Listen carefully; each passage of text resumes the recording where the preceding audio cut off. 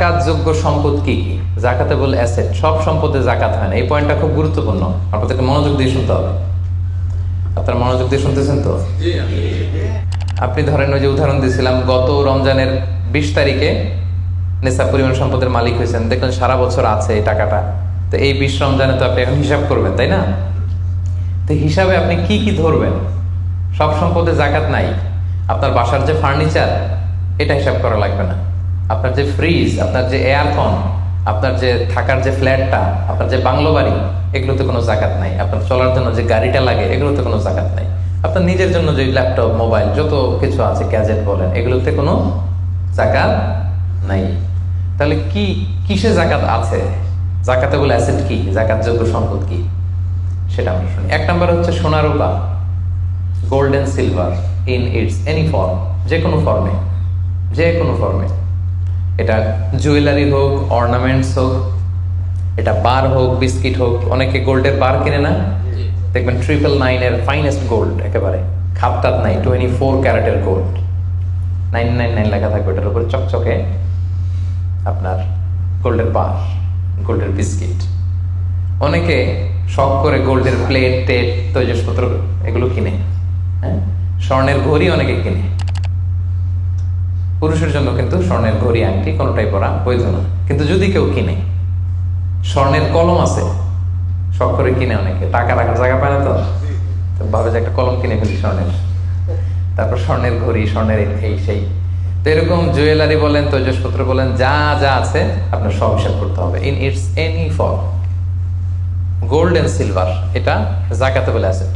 বোনেরা অনেক সময় প্রশ্ন করে যে যেই গহনা আমি পরি, এটারও কি জাকাত দিতে হবে? ইখতিলাফপূর্ণ মাসালা, বিশুদ্ধ মত হচ্ছে দিতে হবে। 3 মাযহাব বলছে দেয়া লাগবে না, ইমাম আবু হানিফা বলছে দেয়া লাগবে, এবং আবু হানিফা রাহিমাহুল্লাহর কথাটাই ভ্যালিড, বেশি যুক্ত। সুনানে আবু দাউদের হাদিস, আম্মা জান আয়েশা রাদিয়াল্লাহু তাআলা আনহা স্বর্ণের বা রূপার একটা আংটি পরে আছেন। রাসূল ইসলাম বলেন, জাকাত দিছো? আম্মা জান বলেন, না, এটা পড়ছি যাতে আপনার সামনে আমি আমার সৌন্দর্য বাড়াতে পারি। রাসূল ইসলাম বললেন, হাসবুকি মিনান নার, জাহান্নামে ঢুকাতে এটাই যথেষ্ট। সাথে সাথে জাকাত দিয়ে দিলেন আম্মা জান আয়েশা। তো আম্মা জান আয়েশা তো এটা পরিহিতা ছিলেন, কি বলেন। আরেক নারী আসলেন তার মেয়েকে নিয়ে, হাতে 2টা স্বর্ণের চুড়ি। রাসূল বলেন, জাকাত দিছো? দেই নাই। বলতেছে, তুমি কি পছন্দ করো যে এই 2টা চুড়ির পরিবর্তে আগুনের 2টা চুড়ি জাহান্নামে পরানো হবে? ওই মহিলা ভয়ে তাড়াতাড়ি খুলে দিচ্ছে, ইয়া রাসূলুল্লাহ নেন, পুরোটাই দিয়ে দিলাম। তো এই হাতের বালাও কিন্তু ওই মেয়ে হাতে পড়া ছিল, তাই না? এতে করে বোঝা যায় যেই জুয়েলারি আমার বোনেরা আপনারা ইউজ করেন, সেটারও জাকাত দিতে হবে, সেটারও জাকাত দিতে হবে। আপনার সিন্ধুকে থাক, গলায় থাক, আপনি সব কাউন্ট করে জাকাত দিবেন। তবে আপনি বিক্রয় মূল্য হিসাব করবেন, কারণ আপনি 1 লক্ষ টাকা দিয়ে একটা নেকলেস কিনছেন, বেচতে গেলে কি 1 লক্ষ পাবেন? কথা বোঝেন নাই? পাবেন? এটার সাথে খাদ আছে, এটার মেকিং চার্জ আছে, জুয়েলারি দোকানেরও একটা মেকিং চার্জ রাখে। তো আপনি যখন আপনার নেকলেসটা বিক্রি করতে যাবেন, ওরা 20% কাট করে দিবে। 1 লক্ষ টাকার নেকলেস আপনি দোকানে বেচতে গেলে কত টাকা পাবেন? 80,000 হিসাব করবেন, বিক্রয় মূল্য ধরতে হবে। তো তাহলে সম্মানিত ভাই এবং বোনেরা, জাকাতেবল asset 1 number golden silver. 2 number হচ্ছে ক্যাশ। ধরেন আজকে আমি আমার জাকাত হিসাব করতে বসছি, তো আমি দেখতেছি যে আমার স্বর্ণ টর্ণ কি আছে না আছে, আমি হিসাব করতেছি। স্বর্ণের পালা গেল, এবার আমি হিসাব করবো আমার ক্যাশ কোথায় আছে, পকেটে কত, ওয়ালেটে কত, ড্রয়ারে কত, ব্যাংকে কত, কারেন্ট অ্যাকাউন্টে কত, ফিক্সড অ্যাকাউন্টে কত, সেভিংস অ্যাকাউন্টে কত, যত জায়গায় আপনার যত ক্যাশ ফর্মে টাকা আছে, এটা আপনি হিসেব করবেন। এগুলো জাকাতেবল অ্যাসেট। আরো কিছু সম্পদ আছে, এগুলো ক্যাশ না, তবে ইজিলি লিকুইডেট করা যায়, চাইলে টাকা বের করে আনা যায়। যেমন প্রাইস বন্ড অনেক কিনে রাখে না, আমাদের ডাক বিভাগের সঞ্চয়পত্র আছে না, এগুলো ফিক্সড ডিপোজিট, অনেকে ইন্স্যুরেন্স করে, লাইফ ইন্স্যুরেন্স।